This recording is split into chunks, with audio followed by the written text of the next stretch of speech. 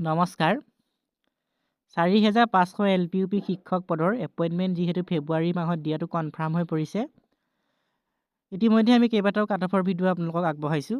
আজিও কাটঅফৰ এটা এনালাইচিছ লৈ আহিছোঁ। আপোনালোকৰ কোনবোৰ ডিষ্ট্ৰিক্টৰ কাটঅফ বাঢ়িব পাৰে আৰু কিমান বাঢ়িব পাৰে বা কিমান যোৱাৰ সম্ভাৱনা আছে তাৰ ওপৰতে ভিডিঅ' লৈ আহিছোঁ। গতিকে আপোনালোকে ভিডিঅ'টো শেষলৈকে চাই থাকিব।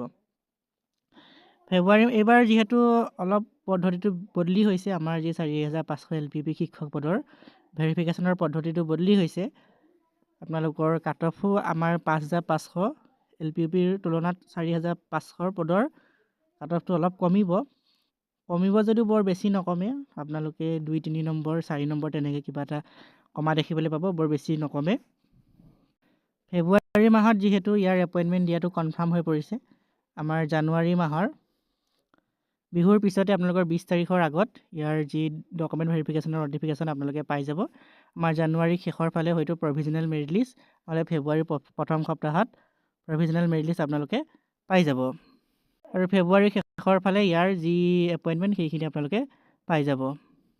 কাটঅফ কোনকেইখন ডিষ্ট্ৰিক্টৰ বাঢ়িব? আপোনালোকৰ কামৰূপ ডিষ্ট্ৰিক্টৰ বাঢ়িব।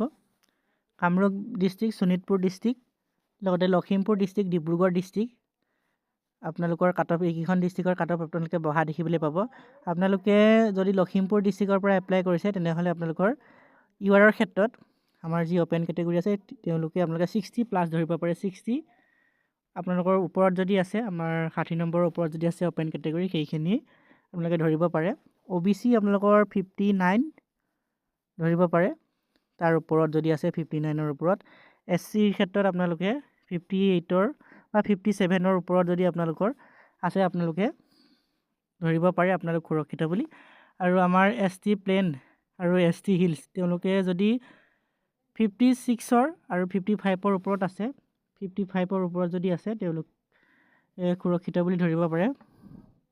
শোণিতপুৰ ডিষ্ট্ৰিক্টৰ আপোনালোকে 60 ওপৰতে যাব। ইয়াতো আপোনালোকে 62ৰ ওপৰত যদি আছে, আপোনালোক সুৰক্ষিত বুলি ভাবিব পাৰে। আমাৰ অ'পেন কেটেগৰী যি UR আছে সেইখিনি আপোনালোকে OBC আৰু SC আপোনালোকে 60 ওপৰত ধৰিব পাৰে।